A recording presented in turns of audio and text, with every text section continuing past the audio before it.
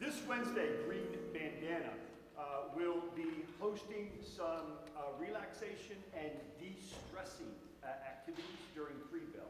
And so announcements are going to be coming out through email, so please make note of that. And with that, I welcome you to our last chapel, last in a number of ways that I'll talk about. But we begin with Mr. Vita and the chorale.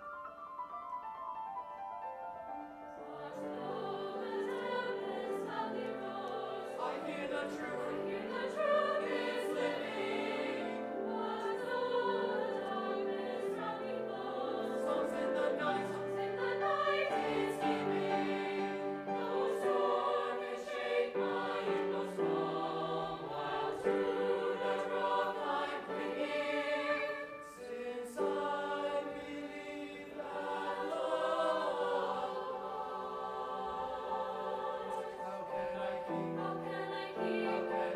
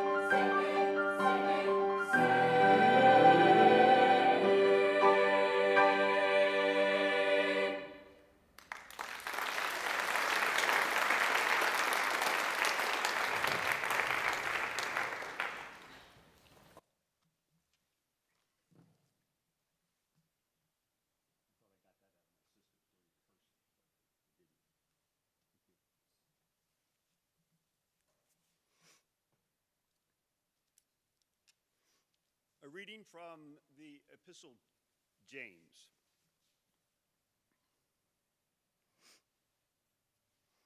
Do you want to be counted wise? To build a reputation for wisdom? Here's what you do. Live well, live wisely, live humbly. It's the way you live, not the way you talk, that counts.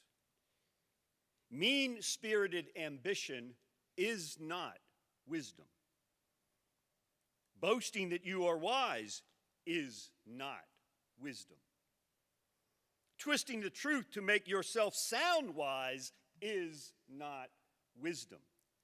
It's the furthest thing from wisdom. It's animal cunning, devilish plotting. Whenever you're trying to look better than others or get the better of others, things fall apart.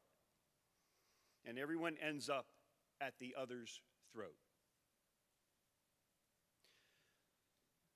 Real wisdom, God's wisdom, begins with a holy life and is characterized by getting along with others.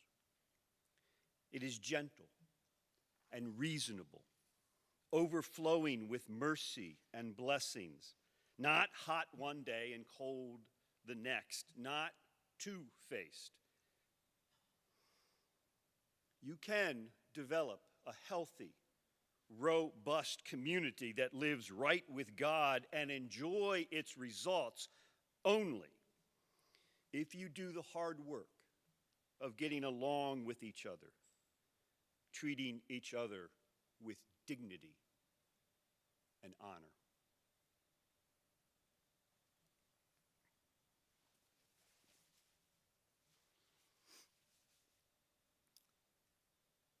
I took a trip down memory lane this past weekend.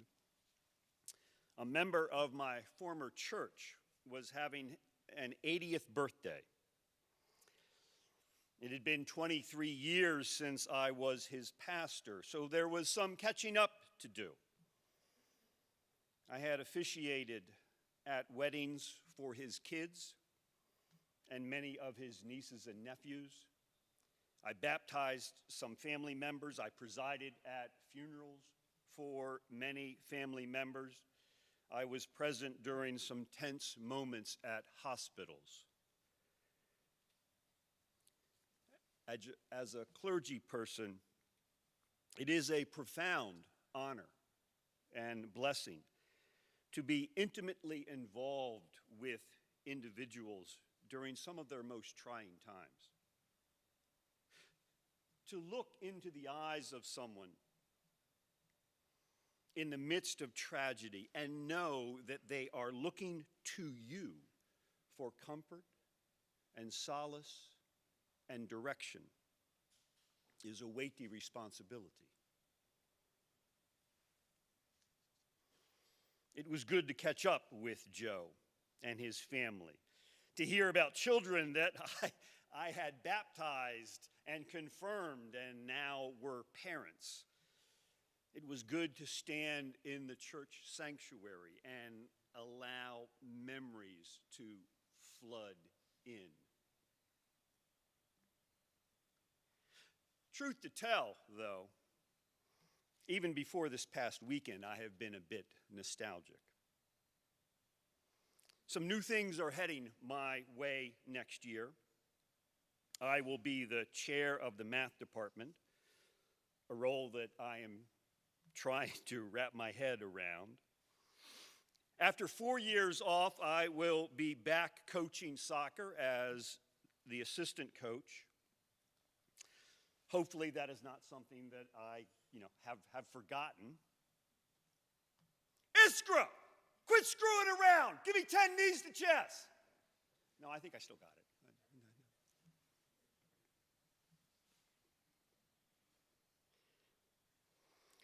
So those are some few changes. Small changes in some ways. But the big one is that with these added responsibilities, and because I'm getting old, I will no longer be leading our biweekly chapels. I'll still be leading the worship services that we have over at the Church of Christ Uniting for Thanksgiving, Christmas, and Holy Week, and such. There is some sadness to this, to be sure. As I said, as a clergy person, it is a profound honor and blessing to be intimately involved with individuals during some of their most trying times. But it is time for something new, I think. And we are moving to a new model, and with Mick Penland's leadership, our bi-weekly gatherings next year will see more guest speakers and hopefully some reflections from you.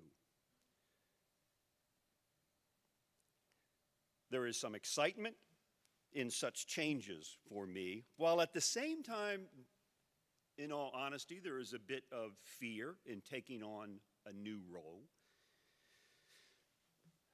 The fear of screwing up, the fear of letting people down, the fear of not being up to the task. Some of you seniors might relate to that. There is that tendency within us to want the familiar, to hold on to the familiar. The familiar is comforting. The familiar is safe. Newness, now that's frickin' scary. But life is ever about change, about confronting change, about adapting to change. This is how we grow. This is how we learn. The discipline required in confronting change, though I guess we don't call it a discipline now, we call it a life hack now, you know, the life hack. That was my one feeble attempt to sound with it. I'll give it up. The discipline required in confronting change, as well as adapting to change, is in finding your constant. In the midst of change, what is it that you can always count upon? I hope that you can call to mind family or family members, as well as friends, as being somewhat constant in your life, constant in terms of support and love and acceptance. But I know that that is not always true for everyone.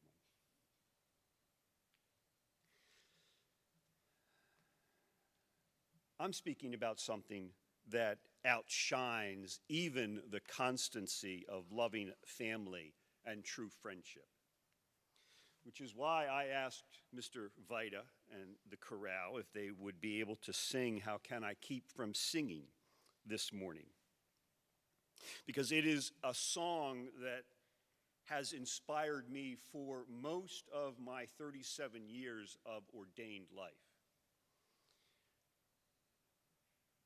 My life goes on in endless song above earth's lamentations. I hear the real, though distant song that hails a new creation. No storm can shake my inmost calm, while to that rock I'm clinging. Since I believe that love abides, how can I keep from singing? This is my constant, that there is in this world an endless song that is not silenced by tragedy, nor heartbreak, nor racial hatred, nor oppressive power. It is a song which bears witness to the power of love in this world, the power of redemptive love, a love whose source for me is God, though we as humans give it agency.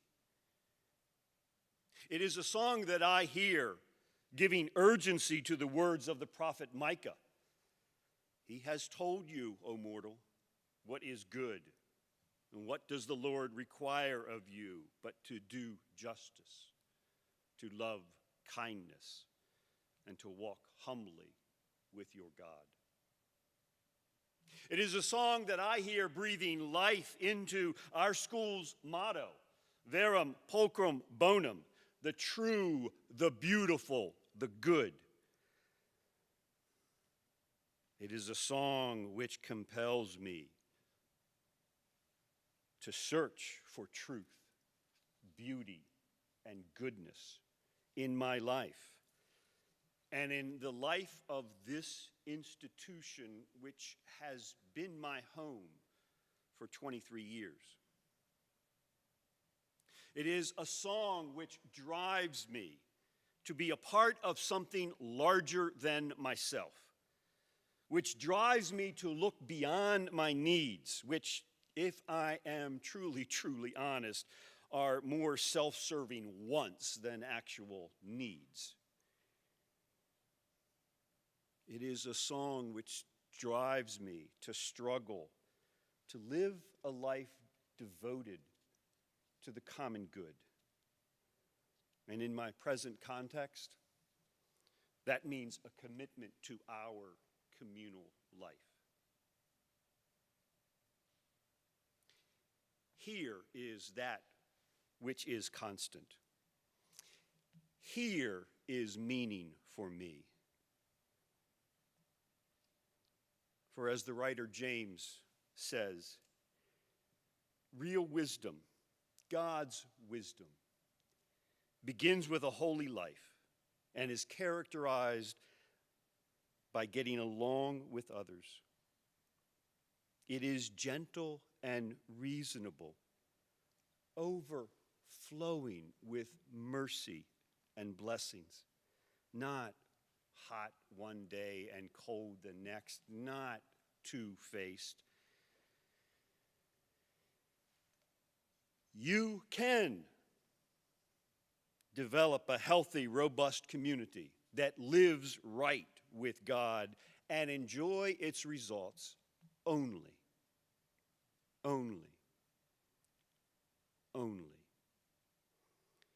if you do the hard work of getting along with each other and treating each other with dignity and honor. My life goes on in endless song. Amen and amen. Blessings. You are dismissed.